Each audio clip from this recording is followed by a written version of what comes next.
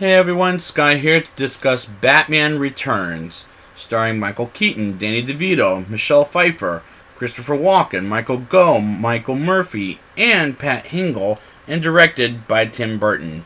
Now, I did see this movie in my high school years, and what did I think of it then? Well, I remember it was kind of dark, but what do I think of it now is the question. Let's get into it. Oswald Cobblepot, as a baby, was dumped in the sewers in Gotham City, and I don't like this opening for a few reasons. First of all, Oswald eats a cat, and I'm already against this movie. Second of all, I was expecting a PG-13 kind of dark, not an R-rated kind of dark. We'll get that in this movie in a few weeks. But it kind of does tone down later on. And third of all, what parents put a baby in a water in the sewers was bugging me extraordinarily to death. And they were very problematic for this opening in so many ways. 33 years later, it's Christmas time in Gotham City, and Penguin attacks, led by Oswald Cobblepot, who is the Penguin as an adult, played by Danny DeVito. Comes out, Selina Kyle, played by Michelle Pfeiffer, coming home from work at Max Shreck's company, and Max, played by Christopher Walken, is an inglorious ass to his employees like Selina and his business partner Bruce Wayne, returned by Michael Keaton, who's also known as Batman. Penguin is a very complicated character, but being portrayed by Danny DeVito is very menacing and does a great job, and even though he sounds the same, I'm surprisingly a Danny DeVito fan because I think he's funny, and I'm looking forward to seeing him again in this movie later this Christmas.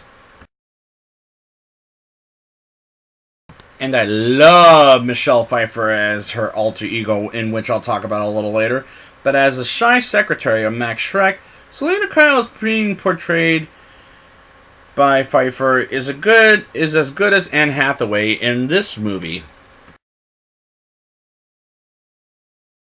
Max gets a visit by the Penguin and works with him in order to get for his factory open in Gotham, as Penguin wants to reveal himself to the world as a human being, and Max gets a good idea to get Penguin in the mayor's office, which is kind of muddled to me, unfortunately. Max sees Selina open the detective files to get the meeting ready for Bruce Wayne the next day, and Max pushes out Selina to her death, and suddenly a bunch of cats resurrect Selina to pursue her alter ego, Catwoman, and breaks her house half to death and designs her Catwoman costume and turn her pretty and pink walls to black. And that's when I got frustrated with this movie, because she doesn't get resurrected by cats to become back Catwoman, because in the comic books, she was just a lady who steals jewels and valuables, and Batman takes it from her and lets her slip away. But I have to confess now, I love Michelle Pfeiffer as Catwoman. I think she's incredibly attractive as this character. I'm not saying she's not attractive today, but I'm looking forward to seeing her again in this movie in a month. But I do like her as an actress. Bruce has his meeting with Shreck, and Shreck, I'm going to keep calling him that, not meaning the Green Ogre, but Christopher Walken's character. Shockingly, Selina is alive, and she attracts Bruce as she escorts him out, and they talk about how she takes orders from Shreck, briefly, as she tells him he doesn't do business with Shreck. I do like that scene with them. Their chemistry is good while they're together. Penguin's men attack Gotham once again with Batman to the rescue, while Catwoman breaks into Shreck's building and blows it up.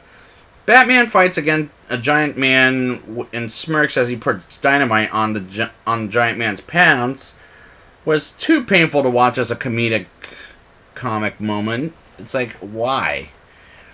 Batman and Catwoman have a first fight, and that makes me very uncomfortable, making me think Catwoman will win the fight at the end of this movie. She puts her claws on him in the stomach, and this battle will make me very frustrated and cringe. Was very, very annoyed annoyingly, she goes to Penguin to get Batman down by the Batmobile, and that scene did make me frustrated because she eats his bird and he almost kills his cat. Or kills her cat, I meant to say. Like, this movie is implying for animal cruelty, and I'm honestly against that, and I talked about that briefly in the first John Wick movie.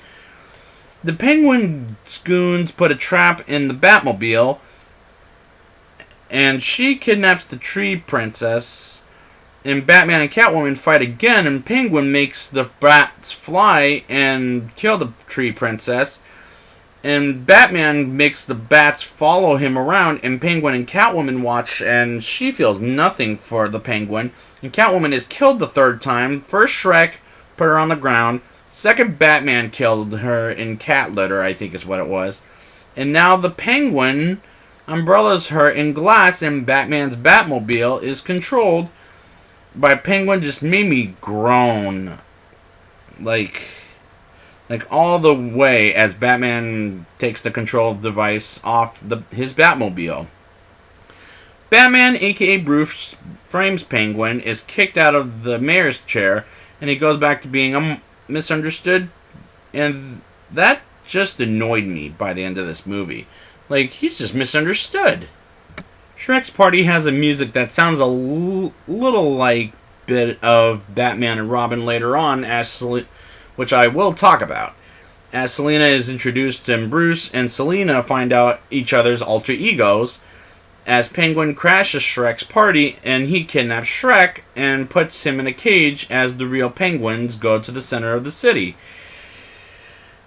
And Batman makes the real penguins turn around and go towards the penguin's cave, and then Batman knocks Penguin down to put him in the never to breathe again, and Batman and Catwoman sort out how to deal with Max, and Catwoman gets it her way by killing Max, and Max's body looks like a dummy, like while fried. And Penguin tries to kill Batman but can't breathe, and Batman escapes, and Penguin's body gets in the water, and I'm like, finally, this frustration is over. Now it's time for the rating. I'll give this movie a 4.5 out of 10. I do like Michael Keaton and Danny DeVito, and I love Michelle Pfeiffer in their roles, but unfortunately this film is so frustrating to the point I had a very hard time watching this movie, but I do like Danny Elfman's score in these first two movies. It's absolutely tremendous. So I'd like to thank you guys for joining me, and next time I will be back with Batman Forever. And until next time, who's got the coolest gadgets?